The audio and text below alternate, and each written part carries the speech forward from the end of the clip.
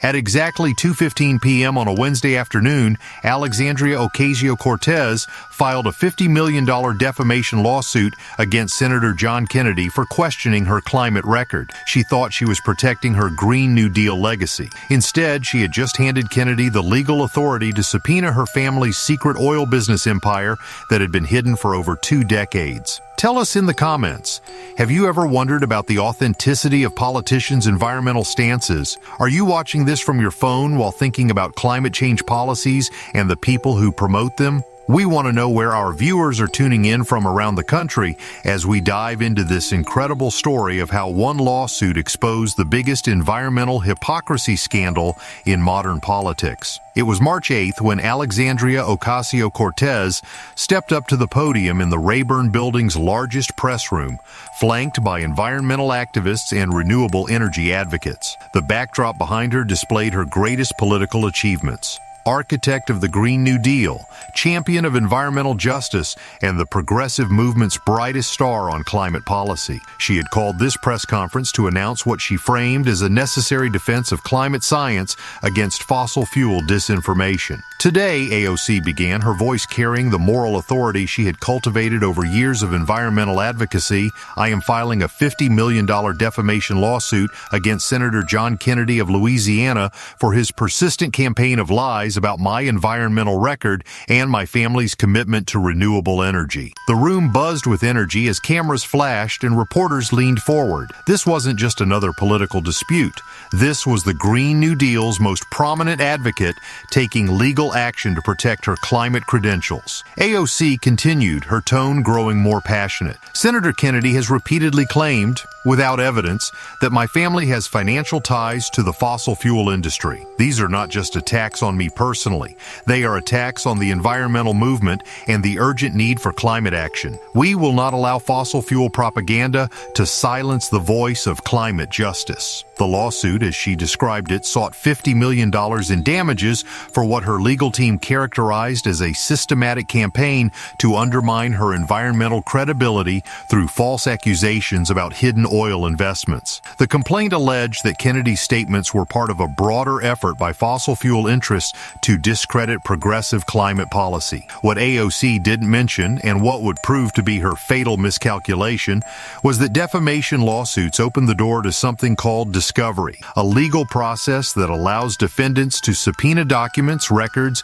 and testimony related to the case. By suing Kennedy for questioning her family's environmental record, she had just given him the legal authority to investigate every aspect of her family's business dealings. Meanwhile, 900 miles away in his Senate office in Washington, Kennedy was finishing a committee hearing on energy policy when his chief of staff approached with a folder marked urgent legal matter. Kennedy opened it to find AOC's lawsuit, and for the first time in months, he smiled genuinely. Kennedy had been quietly investigating AOC's environmental claims for over a year, ever since he'd noticed discrepancies between her public statements about renewable energy and certain business filings that had crossed his desk during routine energy oversight work. As a senator from Louisiana, Kennedy had extensive contacts throughout the oil and gas industry, and whispers had been circulating about a New York family with progressive political ties who had been major players in petroleum investments for decades. The investigation had been frustrating because Kennedy couldn't access private family business records without a legal justification. But now, with AOC's defamation lawsuit, she had inadvertently provided him with exactly the legal framework he needed to subpoena every document, every investment record, and every business transaction related to the Ocasio family's financial history. Kennedy immediately called his legal team and energy policy advisors into an emergency meeting. "Gentlemen," he said, spreading the lawsuit documents across his conference table, "she just made the biggest mistake of her political career." His lead attorney, Sarah Mitchell, who had handled high-profile political cases for over 2 decades, reviewed the complaint with growing excitement. "John, this is a gift. She's claiming her family has no fossil fuel investments, which means we can now subpoena every business record, every tax return, and every investment portfolio the Ocasio family has ever had." Kennedy nodded, then pulled out a thick folder he had been keeping in his office safe. The tab read, "Ocasio Family Energy Holdings, Preliminary Research." Inside were dozens of documents that Kennedy's staff had obtained through public records requests, energy industry contacts, and routine business filing. The picture they painted was stunning. The Ocasio family's business empire, centered around Blanca Ocasio-Cortez's extended family network, had been involved in oil and gas investments for over 25 years. The investments were structured through a complex web of limited liability companies, family trusts, and offshore holdings that made them difficult to trace but perfectly legal to investigate once you had the right legal authority. "Sarah," Kennedy said, pointing to specific documents in the folder, "I want you to subpoena everything. Bank records, business partnerships, investment portfolios, tax returns, LLC filings, trust documents, everything related to Ocasio family energy investments going back to 1995. The legal team got to work immediately. Within 48 hours of AOC's lawsuit filing, Kennedy's attorneys had submitted their response to the court, along with a comprehensive discovery request that would blow open every aspect of the Ocasio family's business dealing. The response was a masterpiece of legal strategy, accepting AOC's challenge to prove that Kennedy's statements were false while simultaneously demanding access to every document that would prove they were actually true. The first bombshell came exactly 1 week later when Kennedy's subpoenas began producing results. Mitchell called Kennedy at 6 a.m. with news that would change everything. "John, you need to see this immediately. The bank records just came in and this is bigger than we thought." Kennedy arrived at his law firm's offices to find Mitchell surrounded by boxes of documents and financial records. Spread across multiple tables were bank statements, investment portfolios, and corporate filings that told an incredible story of environmental hypocrisy. The Ocasio family, through a network of LLCs controlled by AOC's mother and extended family members, had been major investors in oil and gas projects throughout Texas, North Dakota, and Louisiana for over 2 decades. The investments included traditional petroleum extraction, fracking operations, and even pipeline construction projects, exactly the kinds of fossil fuel infrastructure that AOC had spent her congressional career denouncing. But the most damaging evidence was yet to come. Kennedy's subpoenas had uncovered something even more explosive. AOC herself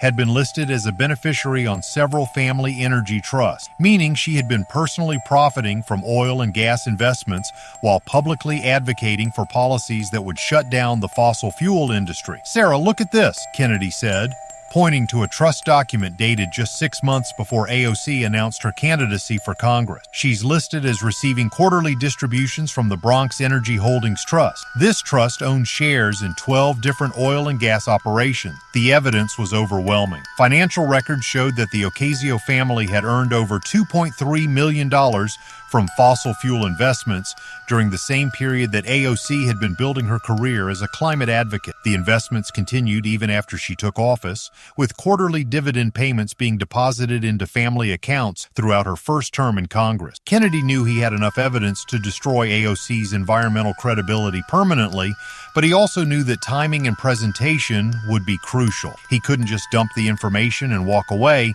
He needed to use it strategically to maximize the impact on public understanding of political hypocrisy. The opportunity came during AOC's deposition, a required part of the discovery process where she would have to answer questions under oath about her family's business dealing. Kennedy's legal team had spent weeks preparing for this moment, organizing the evidence into a devastating sequence of questions that would systematically dismantle her environmental credibility. The deposition took place in a sterile conference room in downtown Washington, with court reporters, attorneys, and cameras capturing every word. AOC arrived confident, accompanied by her legal team, and clearly expecting to use the deposition as an opportunity to reinforce her climate credential. Kennedy's attorney began with simple questions about AOC's environmental advocacy and her family's stated commitment to renewable energy. AOC answered confidently, repeating familiar talking points about the urgent need for climate action and her family's dedication to environmental justice. Then Mitchell began introducing the financial document. "Congresswoman Ocasio-Cortez, I'm showing you what's been marked as Exhibit A,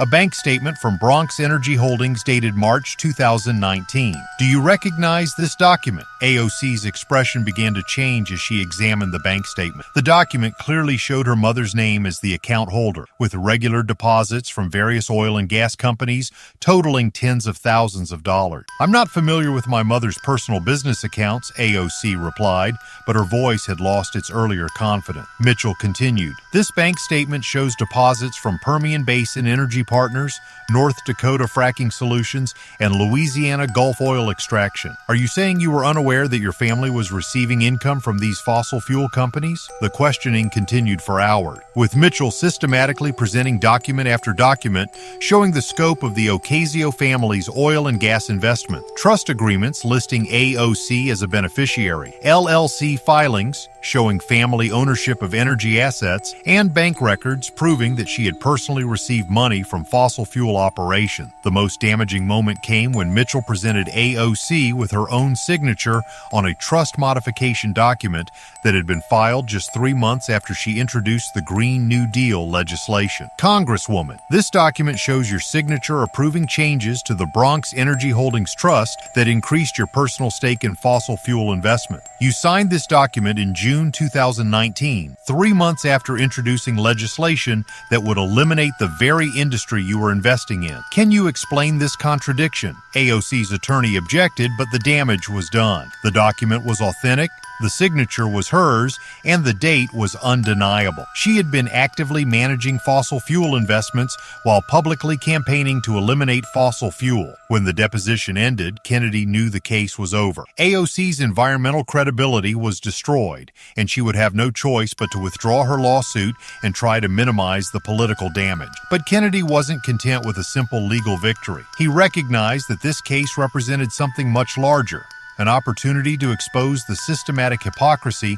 that plagued environmental politics and to hold progressive politicians accountable for their actions rather than just their rhetoric. Kennedy decided to make the evidence public through a congressional hearing, using his position on the Senate Energy Committee to create a formal forum for examining the relationship between environmental advocacy and personal financial interest. The hearing, titled Conflicts of Interest in Environmental Policy, was scheduled for 2 weeks after AOC's deposition. Kennedy used his opening statement to frame the issue not as an attack on AOC personally, but as an examination of how financial conflicts of interest undermine public trust in environmental policy. The American people deserve to know when the politicians advocating for environmental policies are personally profiting from the industries they claim to oppose, Kennedy said in his opening remarks. This isn't about left versus right or Republican versus Democrat. This is about honesty versus hypocrisy in environmental leadership. Kennedy then began presenting the evidence, using charts and timelines to show how AOC's family investments in fossil fuels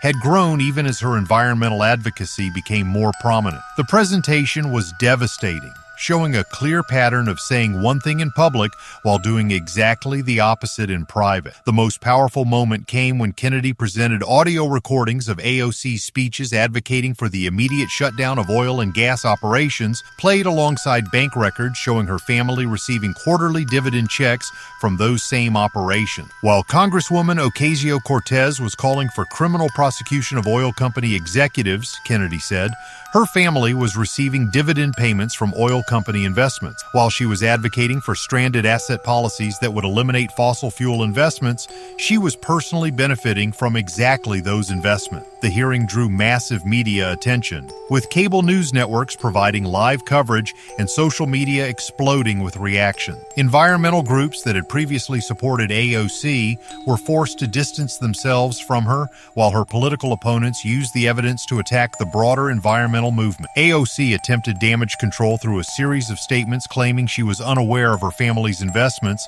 and had been misled by financial advisors. But the evidence Kennedy had presented was too comprehensive and too well documented to dismiss. Her own signature on trust documents and her personal receipt of fossil fuel dividend payments made her denials impossible to believe. The political fallout was swift and severe. AOC's approval ratings plummeted as voters learned about the extent of her family's fossil fuel investment. Environmental groups withdrew their endorsements and several several progressive organizations called for her to step down from leadership positions on climate policy. More damaging was the impact on the broader environmental movement. Kennedy's evidence had exposed not just one politician's hypocrisy, but a pattern of environmental advocates who publicly denounced fossil fuels while privately profiting from them. The revelation sparked investigations into other progressive politicians' financial holdings and led to calls for mandatory disclosure of all investments related to the industries that lawmakers regulate. Kennedy used his victory strategically, proposing legislation that would require all members of Congress to disclose any personal or family financial interests in the industries they oversee. The Environmental Policy Transparency Act passed with overwhelming bipartisan support, creating new standards for ethical conduct in environmental policymaking. AOC's lawsuit, which had been intended to protect her environmental credibility, instead became the catalyst for comprehensive reform of ethics standards in environmental politics. Her legal challenge had backfired so completely that it actually strengthened the very transparency requirements she had tried to avoid. The case study became required reading in political science and ethics courses, demonstrating how legal overreach can expose the very behavior it was meant to conceal. Kennedy's strategic use of discovery and his methodical presentation of evidence became a model for how to handle political conflicts of interest. 6 months after filing her lawsuit, AOC quietly withdrew the case, citing changed circumstances and a desire to focus on legislative priority. But the damage to her reputation was permanent. She remained in Congress but lost her status as the progressive movement's leading voice on climate policy. Kennedy, meanwhile, saw his national profile rise significantly. His handling of the case earned praise from across the political spectrum for its focus on facts rather than rhetoric and its emphasis on systemic reform rather than personal destruction. The Ocasio family's fossil fuel investments, once hidden behind complex corporate structures and family trusts, were now public knowledge. The revelation forced a broader conversation about the relationship between environmental advocacy and personal financial interests, leading to new disclosure requirements and greater scrutiny of politicians' business dealings. In the end, AOC's attempt to use the legal system to silence questions about her environmental record had achieved exactly the opposite result. By filing a defamation lawsuit, she had opened the door to exactly the kind of investigation she had been trying to prevent, and Kennedy had walked through that door with devastating effectiveness. The case demonstrated that in politics, as in law, sometimes the best defense against accusations is simply having the truth on your side. Kennedy's patient accumulation of evidence and his strategic use of the legal discovery process had turned AOC's aggressive lawsuit into the mechanism for her own downfall. The story serves as a cautionary tale about the risks of litigation as a political strategy and the importance of aligning private actions with public position. It also illustrates how skilled political operators can turn their opponents' aggressive moves against them, using legal processes and institutional knowledge to achieve outcomes that direct confrontation might never accomplish. Years later, the case would be remembered not just as a political scandal, but as a turning point in how Americans think about environmental leadership and the importance of authentic commitment to the causes politicians claim to champion. Click subscribe to see more stories of political accountability and how legal strategies can expose hidden corruption. Thank you for watching, and we'll see you in our next video.